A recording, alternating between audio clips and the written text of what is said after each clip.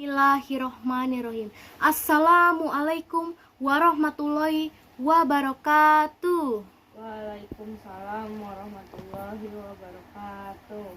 Alhamdulillahirobbilalamin. Wabihi nasta'in ala umurid dunya waddin. Wassalatu wassalamu ala asyrafil anbiya'i wal mursalin wa ala alihi wasahbihi ajmain. Amma ba'du.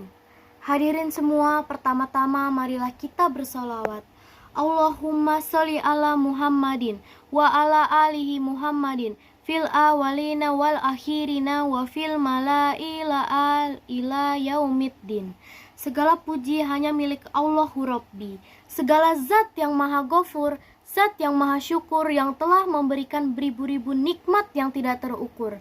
Nikmat iman, nikmat Islam, sampai nikmat sehat walafiat, sehingga kita dapat berkumpul di tempat yang insya Allah diberkahi Allah Subhanahu wa Ta'ala. Salawat serta salam semoga tercurah limpahkan kepada Nabi akhirul zaman, seorang Nabi yang lahirnya saja membuat goncangan alam semesta, membuat heboh para malaikat Allah. Jika bukan karenanya, tidak akan Allah ciptakan alam semesta ini.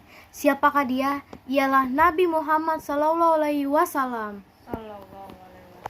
Semoga keluarganya, sahabatnya, dan kita selaku umatnya yang mengikuti sunnah-sunnahnya semoga mendapat syafaat.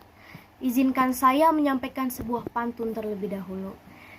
Zina adalah perbuatan keji. Cakep. Maka janganlah engkau dekati zina. Cakep. Meskipun indah menggoda hati, Apa tuh? menekan perintah dalam dada ini. Perbuatan zina adalah sebagian perbuatan bersenggama antara perempuan dan laki-laki yang bukan mahram atau bukan pasangan halal. Dalam Islam melarang umatnya untuk mendekati zina, karena zina adalah salah satu dosa yang dapat mendatangkan siksa pedih bagi pelakunya. Tak hanya mendatangkan dosa besar, zina juga dapat menimbulkan kemudaratan lain seperti penyakit menular seksual. Nauzubillahimin. Secara bahasa, kata zina merupakan bentuk masdar dari kata kerja bahasa Arab, yaitu zana, yang memiliki arti berbuat jahat. Definisi di atas merupakan pengertian zina besar. Selain zina besar, ada pula yang disebut dengan zina kecil. Hal ini diartikan sebagai perbuatan yang dapat menghantarkan seseorang melakukan zina besar. Berikut ini ada pendapat lain mengenai pengertian zina menurut pendapat imam. Di antaranya ada mazhab Al-Hanafiyah menyebutkan bahwa pengertian zina adalah hubungan seksual yang dilakukan seseorang laki-laki kepada seorang perempuan pada mahkotanya yang bukan wanitanya dan bukan akad yang syuhbat. Yang kedua, mazhab Al-Malikiyah mendefinisikan bahwa pengertian zina adalah hubungan seksual yang dilakukan oleh seorang mukallaf yang muslim pada faraj adami atau manusia tanpa ada syuhbat dan dilakukan dengan sengaja. Definisi ini menjelaskan jika tidak terjadi hubungan seksual seperti percumbuan bukan termasuk zina. Meskipun tetap diharamkan, makna yang dilakukan oleh seorang mukallaf artinya orang yang akil balik. Sehingga bila pelakunya orang gila atau anak kecil, maka bukan termasuk zina. Yang ketiga, mazhab Asy-Syafi'iyah mendefinisikan zina adalah hubungan seksual yang dilakukan oleh seorang laki-laki dari penduduk Darul Islam kepada seorang perempuan yang haram baginya, yaitu tanpa akad nikah atau wanita yang ia nikahi atau miliki, dalam keadaan berakal, bisa memilih dan tahu keharamannya. Menurut Quran surat Al-Isra ayat 32 menjelaskan, wala taqrabuz zina innahu kana fahisyatan wa sa'a sabila. Dan janganlah kamu mendekati zina. Zina itu sungguh suatu perbuatan keji dan suatu jalan yang buruk. Nauzubillahimin. Hukuman bagi pelaku zina dibedakan menurut jenisnya, yaitu ada zina muhsan dan zina goiru. Zina muhsan adalah zina yang dilakukan oleh mereka yang belum sah atau belum menikah. Masing-masing diberikan hukuman yang berbeda. Bagi pezina goiru, muhsan dijatuhkan hukuman 100 kali cambuk dan diasingkan selama 1 tahun. Sedangkan bagi pezina muhsan dijatuhkan hukuman rajam. Hukuman tersebut berdasarkan hadis, ambillah dariku. Sungguh Allah telah memberi jalan kepada mereka jejaka yang berzina dengan gadis didera 100 kali dan diasingkan selama 1 tahun. Dan orang yang telah liu menikah melakukan zina didera 100 kali dan dirajam. Hadis riwayat Muslim dari Ubadah bin Samit.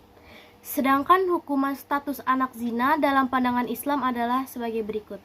Bagi orang yang menikah, hukum seorang yang berzina dan telah menikah adalah rajam atau dilempari batu hingga mati. Yang kedua, bagi yang belum menikah, pada seorang yang belum menikah, hukum zina diganti dengan cambuk sebanyak 100 kali serta diasingkan selama 1 tahun. Sebagaimana Allah Azza wa Jalla beriman, pezina perempuan dan pezina laki-laki deralah masing-masing dari keduanya 100 kali.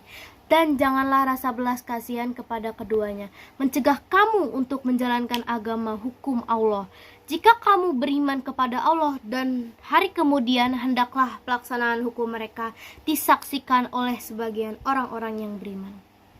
Setiap muslim dilarang menuduh orang lain melakukan perbuatan zina tanpa adanya bukti yang kuat.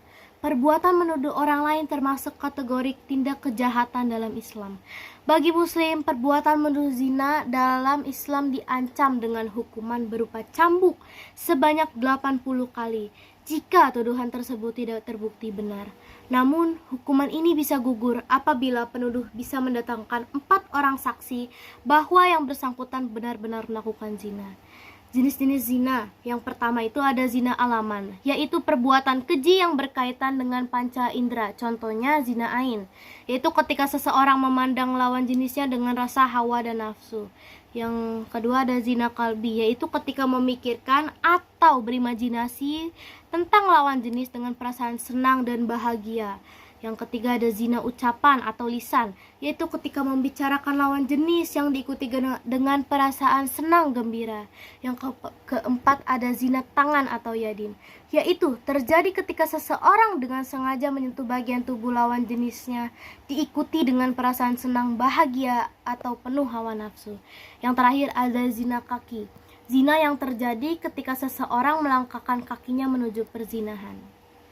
Selanjutnya ada zina muhsan, merupakan jenis zina bagi orang yang telah menikah dan melakukan perselingkuhan hingga ke hubungan intim. Nauzubillahimin.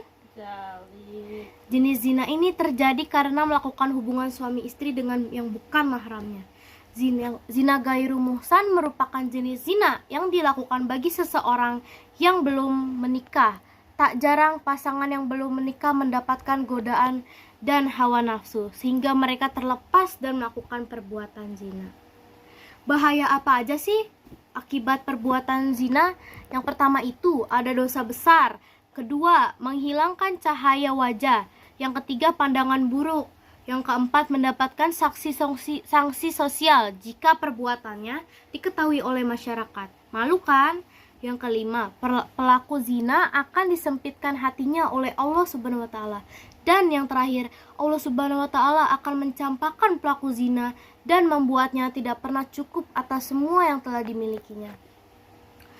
Demikian beberapa hal yang dapat saya sampaikan. Semoga apa yang disampaikan tadi dapat memberikan manfaat dan kebaikan bagi kita semua. Tentunya kesempurnaan hanya milik Allah Subhanahu wa taala semata. Karena itu saya memohon maaf atas ucapan dan tindakan yang tidak mengenakan bagi para pendengar. Semoga Allah menuntut kita menuju jalan yang paling lurus, yakni Islam akhirul kalam. Wassalamualaikum warahmatullahi wabarakatuh. Waalaikumsalam warahmatullahi wabarakatuh.